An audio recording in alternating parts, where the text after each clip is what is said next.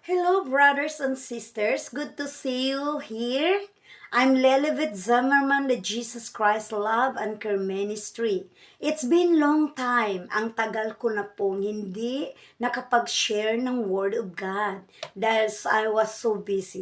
So today's message, I would like to share you in the book of Matthew, chapter 13, verse 22. Sabi dito, mga kapatid, sa 13 verse 22, now the one sown among the thorns, this is one who hears the word, but the worries of this age and the deceitfulness of wealth choke the word, and it becomes unfruitful.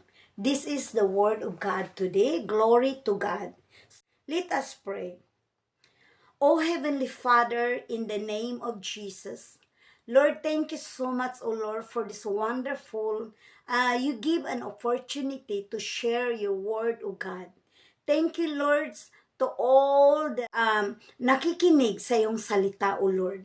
Lord, pinagkatiwala ko po sa inyo ang lahat, O Lord. Na Lord, without you, we know that we can do nothing. O Abba Father, Abba Yahu, Yeshua, Adonai, we lift up to you, O Lord, in your mighty name, that you, through your word in Matthew chapter 13, verse 22, that you will remind us, Lord, how to walk with you, how to grow, how to be fruitful, how to be abide in you, O Lord. We know that if we are not connected to you, we can do nothing. If we are not abide in you, we can do nothing. We cannot bear much fruit.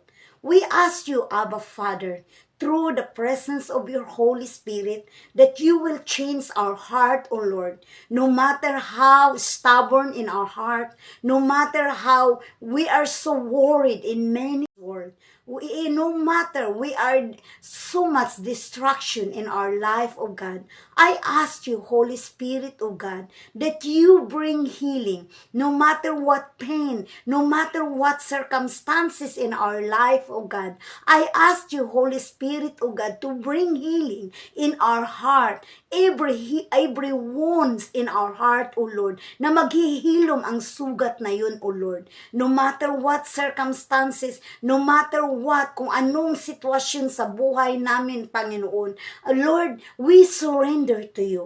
Holy Spirit, O God, we surrender to you through your words na maging blessing sa aming buhay. Na we be a doer of your word, O God, not a hearer only, so that we can